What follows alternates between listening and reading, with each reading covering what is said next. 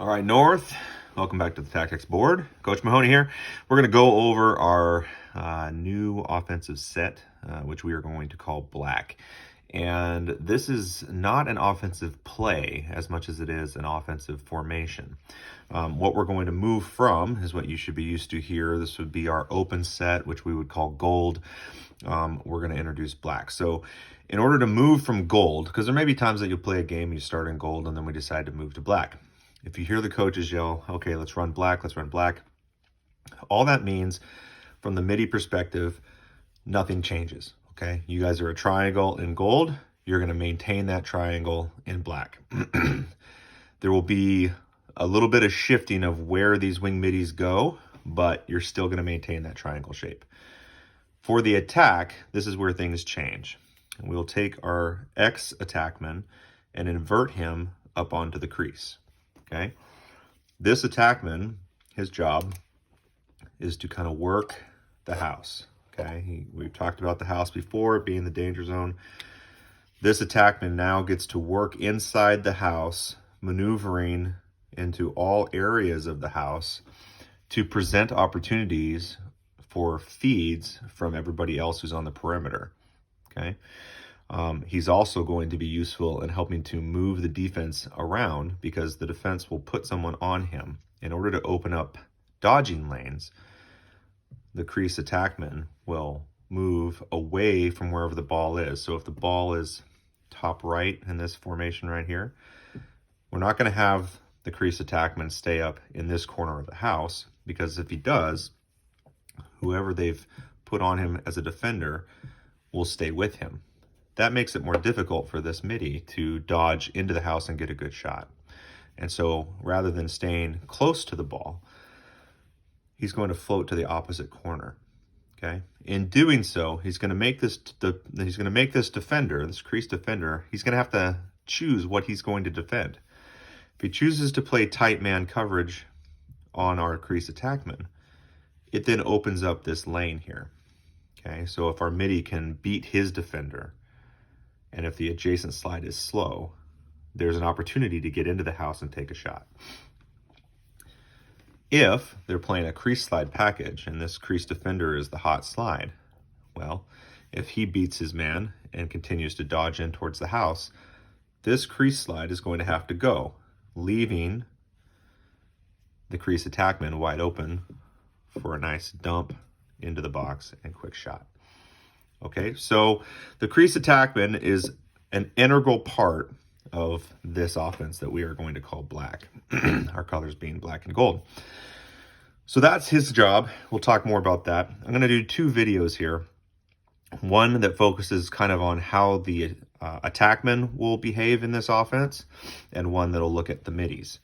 Each one will start with an overview. Now, we already said we're shifting the attackman up into the crease to work the box in the house. That means our wing attackmen are going to shift down. Additionally, our wing middies are also going to drop a little bit. Okay, a couple reasons for this. We want to bring the attack closer to the goal.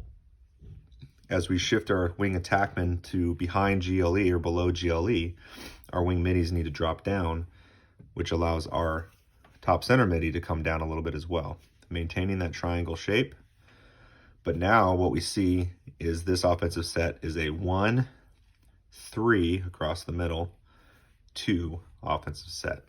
Now, let's talk about the rules of the Black offense. And Black is a motion offense. It's a triangle motion offense. And in a motion offense, there are some basic rules that typically apply. You have your midi triangle and you have your attack triangle. In our version of this offense, our crease attackman is going to stay on the crease. He's going to work the box. He's not going to rotate, okay? You'll find versions of a motion offense where the attack triangle will rotate. But for our purposes, we're going to have our crease attackman specialize in that area, and this is where he's just going to work all the time. So what that means is if our wing attackmen are running either cuts looking for feeds or dodges from down low, What's not going to happen is a full rotation where this guy clears all the way out and comes down here and we push over.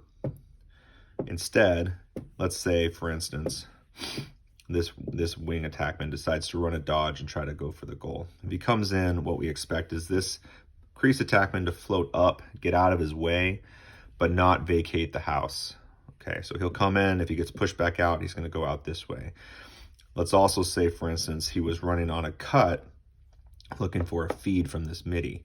If the feed does not come and the ball goes back up here or something like that, then this attackman just needs to clear back out and go where he was, okay?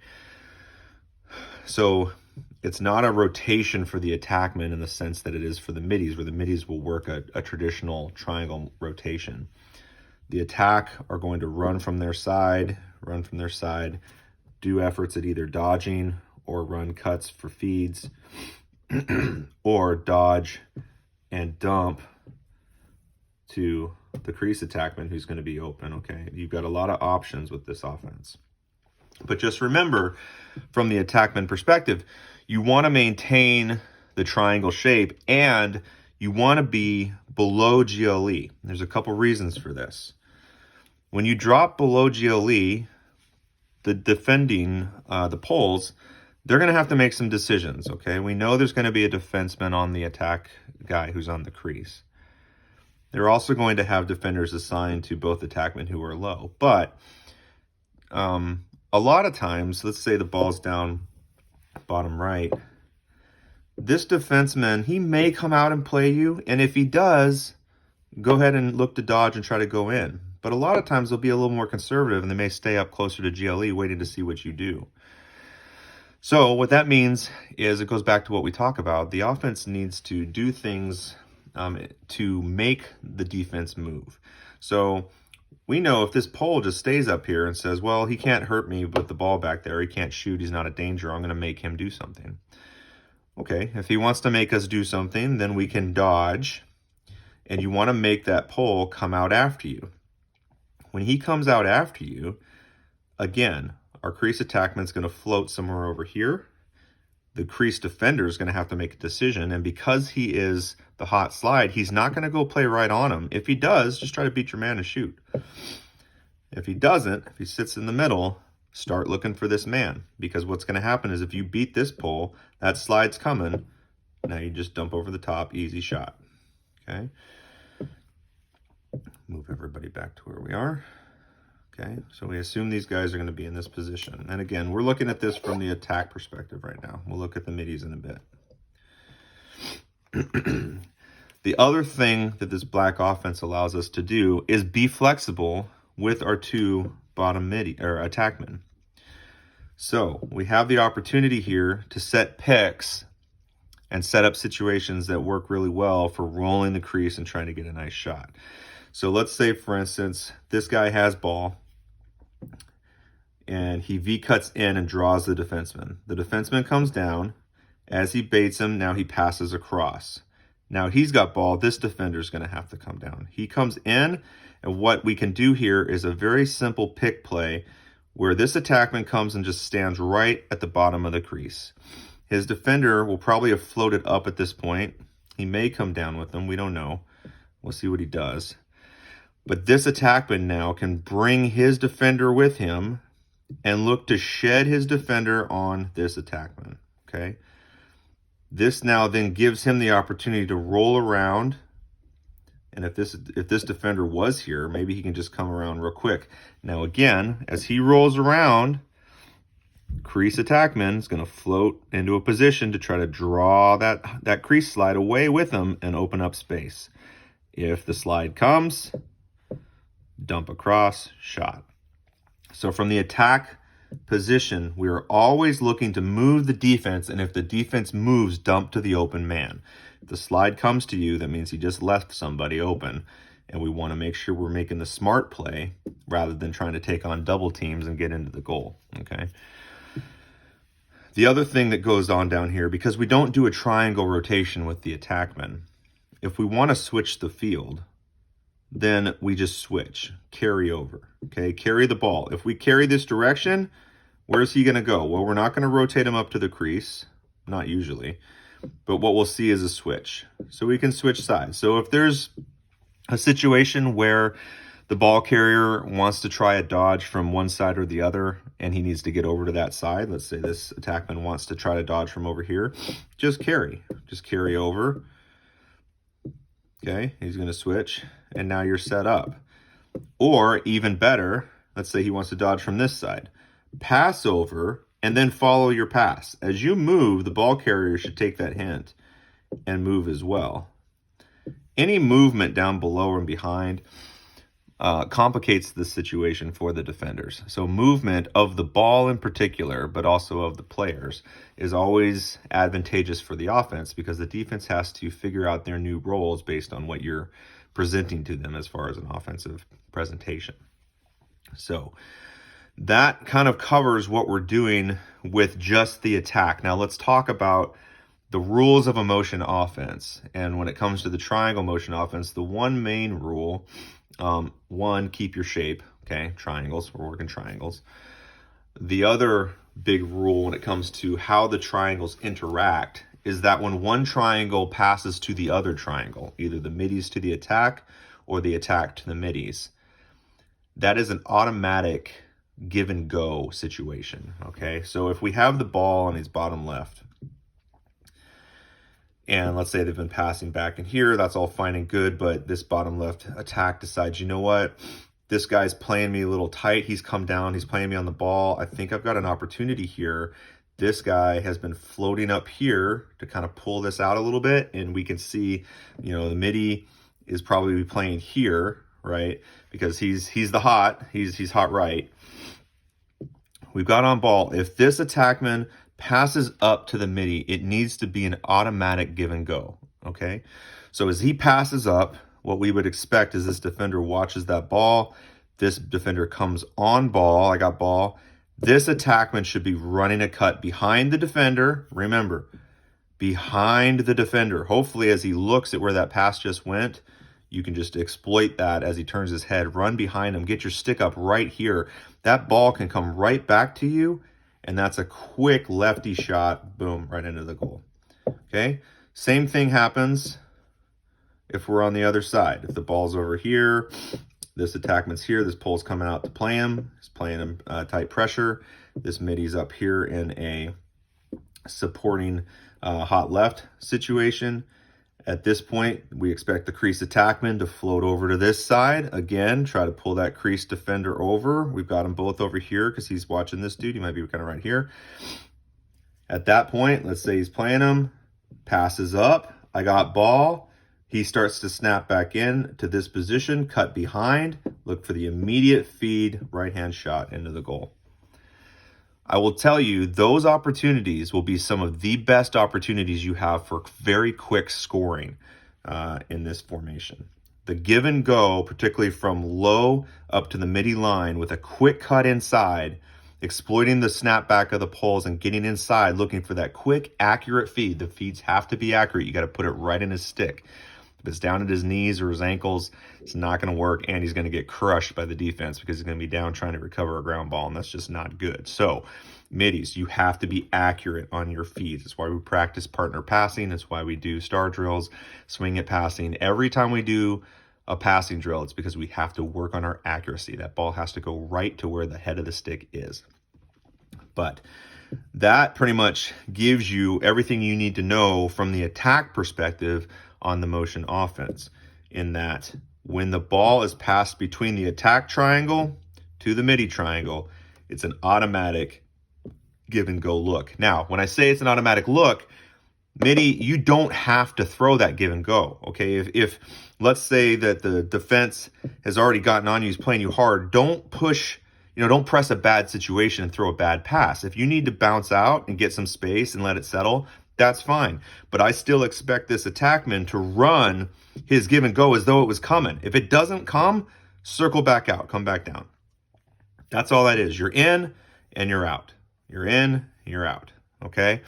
And that's what's happening here. You're cutting in and you're resetting back out, okay? Your little loops from down below. You guys are switching back below here, and our crease attackman is working the entire house to present the best feed opportunity for wherever the ball is. All right, we didn't quite cover all of that. If the ball is top left over here, then I expect my crease attackman to be opposite, floating in this lower kind of area of the house here, looking to get an angle and a nice feed for him and a dump, okay? If the ball goes top center, I expect him to be floating close down bottom, sitting right on the doorstep, okay? Because, again, we've got a midi up here, and what we might see sit down on the doorstep, this crease defender, if he's the hot slide, if that's the defensive formation they're running, when this midi dodges, he's going to have to go. This now gives you the opportunity to dump, fire. All right, as soon as he goes, just dump it. Right, nice accurate pass. It's going to result in a goal. Okay. If he's over here, the ball's over here, this crease attackman goes to the other side and kind of floats over here, looking to be in a position where he has a clear line of pass for this midi. Again, midi dodgers, when you dodge, if you can make that crease slide move, you just open this man. Now, if their defense is playing smart position, the backside defender should be sloughed in. So this crease guy, he's going to be dealing with both his defender, who is the crease defender, but also what we'll call the two, or and sometimes the three slide back here. But whoever's on the backside of the offense should be sloughed into the house. So he's going to be having to constantly move, adjusting based on where he's at. This guy, if he has the ball, he's going to have to be in a two position, and so, or in a hot right. And so he probably won't be a concern for this attackman, but this guy will, and this guy will. And so you're playing the whole box here, trying to constantly be in a position to move, look for a feed the crease, and score. And then finally, if we look again, this is the other deal here, and this starts getting to talking about how the middies. I'm going to make a different video for the middies on this. But the rule applies for the middies. If you pass between the midi triangle and the attack triangle, it initiates a give and go. All right, so let's put another midi defender. He's on ball here. He's playing defense. He bounces out. He says, okay, you know what? He's playing me. This guy's in a good hot position because I'm a dangerous dodger. That means he's got a little bit of space. This is where it's important, attack, that you stay below GLE. If you get below GLE, these defenders are not going to play you tight. They're going to stay off. If they stay off, that gives you time and opportunity to do stuff. So if you find yourself shifting up, that's not where we want to be. This starts looking like a 1-5, right? We got 5 guys in the middle and no one's down low. So I need the attack to stay below GLE because it stretches the defense out and makes them make decisions. So he can either choose to play you tight, which opens up a big dodging lane for this midi, or he can play a proper hot right position, which gives opportunity now for the give and go. So again, he's playing him tight. The ball passes down. Nice easy catch because he's not under high pressure. This guy comes down to play ball. I got ball. He looks that way. He cuts this way. And this guy, our crease attackman, because the ball's on this side, is floated over here, so the crease is here. That's an easy catch right here and a nice look right at the goal as you enter the house. Okay, so keep in mind the rules. A pass between the triangles initiates a give and go. Okay, now it's more than a give and go with the middies, and we'll talk about this in the other one, but the attackmen need to understand this too, that when the middies pass to the attack triangle, what it should initiate is not only a give and go, he's looking for the give and go, but this midi triangle is rotating now. It spins the midi triangle. So he looks, let's say it doesn't come. Okay, that's fine. Clear out to the other side. That triangle just rotated. So the midi triangle rotates on a pass between the triangles. The attack triangle initiates a give and go, but it's going to be not a full rotation. It's just a give and go of the one man, and then he comes back here. Okay? So that's it for this side. That focuses on what the attack is doing from down low. We'll talk about some other stuff. Let me give you one other example. One other thing that can happen here is that if we want to make it even more challenging for the defense, and if you watch a lot of college lacrosse, you'll see guys doing this where we get one guy back at X with the ball, and he kind of gets right up on the crease, and the defender doesn't want to come play him just yet because he's not a threat. But what we can do to make this even tougher is this other attackman can come up into the box. So now, rather than having our triangle like I talked about, we still have a triangle, but now we're playing two guys in the box looking to feed either here or here. And guys are moving and shifting and moving and shifting. And we can play this game where we kind of overload the box a little bit and see if we can kind of float, catch a guy on a little bit of cut, boom, boom. All right. This is something that we can play with from the attack side. It requires a defense that is not playing you aggressively back at X. If the defense is constantly coming back and playing us aggressively at X, we will likely not really use this kind of quarterback at X look. But if we find a defense that is staying topside GLE and waiting for you to do something, then we can start kind of going back and forth looking for that nice quick feed, quick stick goal and dump it in. Again, watch college lacrosse highlights. There's tons of them out there every week. And pay attention, particularly attackmen. Watch how the college attack sets this up and just parks themselves behind the goal. And what you'll see is these two tack are work in the box, but what you'll also get is topside cuts coming from all the way up here. And so if we get a good feeder back here, you get to have lots of opportunities of guys diving down, circling through, moving the defense around, and you're just waiting for that guy that you're like, oh, that's my man right there. Boom, boom, goal. All right. Okay, that's it for this one. We'll take a break, and I will do another one looking at how the middies are going to work in this black offense. All right, speed on our north.